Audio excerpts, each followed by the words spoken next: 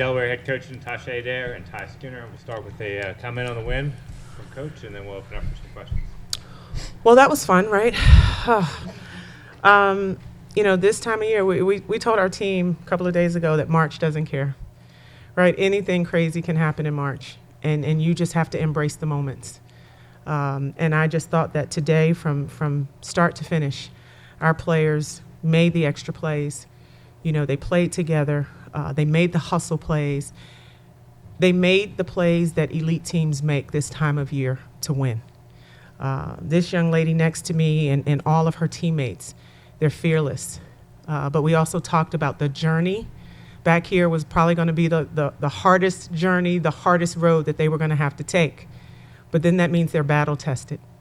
And as a coach, when you say things and you ask them to do things, this group always responds.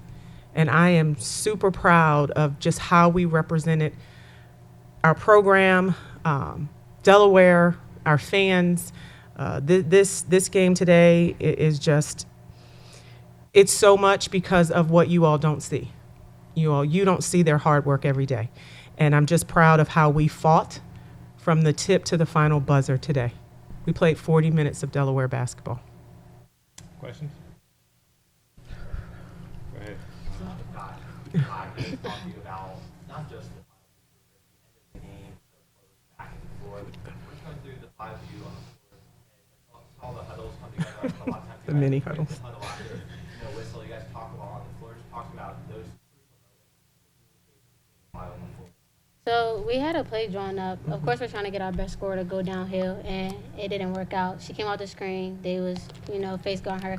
Ty was at the high post, so Ty ripped through and went. We knew that the time was running down. Ty did take a good shot, but we all just had to crash and make sure we got the board if it didn't go up. I crashed. The girl fouled me, so just got to knock him down to finish the game out strong. And she doesn't tell you she's really 6'5" inside. So, that's why she was able to get it. Hey, Ty, did you feel her on your back, and did you kind of feel like you got fouled on that play, and it was going to work out the way it did? Oh, of course. Even if she didn't foul me, I was in position to rebound. I was in position to get the putback, and that's really all I could do. I crashed the boards. Nobody caught me, so.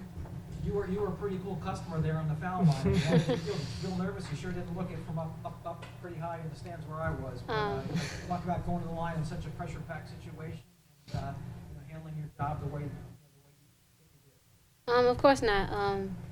Preparation, you won't be scared if you prepare right. I take those shots every day in practice. I make them. I'm a really good shooter, so I gotta make, free shots. Patrick. Just talk a little bit about particularly down the stretch. And you said that 5 minutes ago. Get the week before. Talk about her play. Well, we just talked about just her leadership and how she's the coach on the floor. And she has a way with her teammates. She knows each player. She knows how to talk to them. There's a trust and a calm with her on the floor. But we talked to her about halftime and just how they were sagging off of her.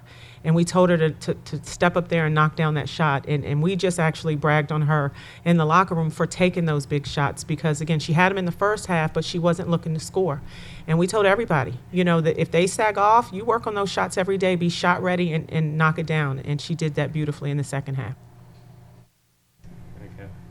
Natasha, were you worried some of those turnovers you guys had in the second half might kind of be your downfall? You guys were really kind of struggling.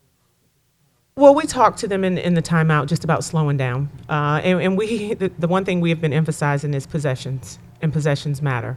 But if we have the numbers, right, we want to push in transition. But the good thing with us is we can execute on both sides of the ball. And so they know. The good thing with this team, they know when there's an error. They're not going to try to make the same one.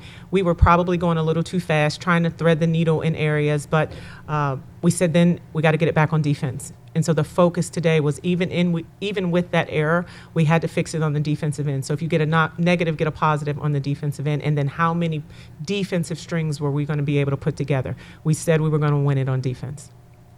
Very good. What specifically worked on the defensive end, slowing down lines there?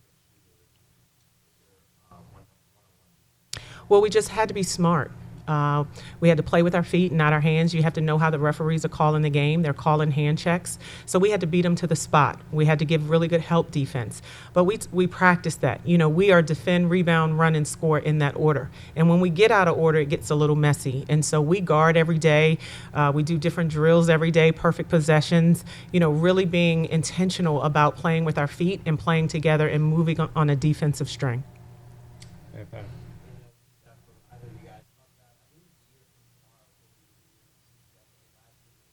What do you guys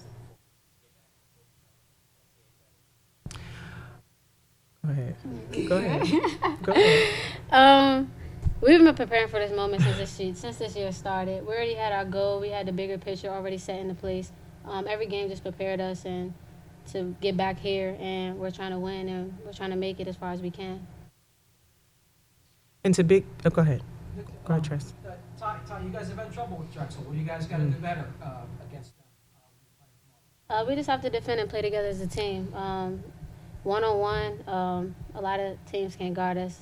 A lot of teams play zone against us, and that's fine.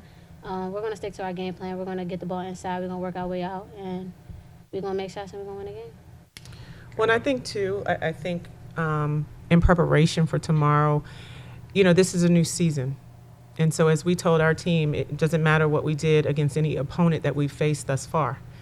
Because there's a new season, right, we've gotten better, and there are things that we've worked on.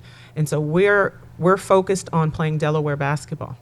And as much as we're going to scout them, they have to scout us. And I think right now where we are playing is excellent basketball, and we're playing together. And so I'm really excited about this opportunity because, again, this is the opportunity that we've been waiting on. And the good thing is when you work to do something, when you work to get there and you can see your plan come together, then there's more trust in that plan. And so our players are in a really good position. Our coaches are in a good position. And so now it's just time to throw it up and let's play. Got one for you on Zoom. Go ahead, Chris. Hey, Coach, it's Chris Heidel from Heard FM Radio in Baltimore. Congratulations on winning tonight's game against Townsend. What does this mean for you? Because you've been with Delaware for a couple of years. You're one win away from going to the NCAA tournament. Well, it's why I'm here. You know, that's why she's here. You know, we all have the same vision. We have the same goals. We recruited phenomenal players, student athletes, and this is the conversation that we have. They're not here to just play basketball.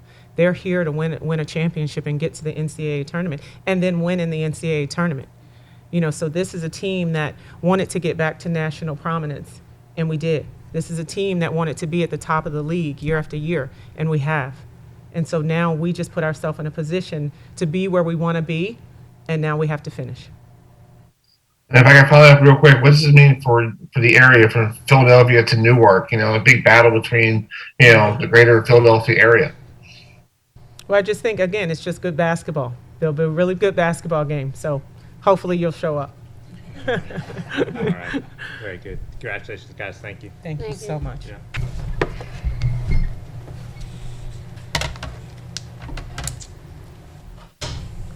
Joined by Towson head coach Diane Richardson. We'll start with the opening statement from Coach Richardson before we open up for some questions. It was a tough game. Very tough game. A tough ending and a disappointing ending. Questions? I just asked about quarterback.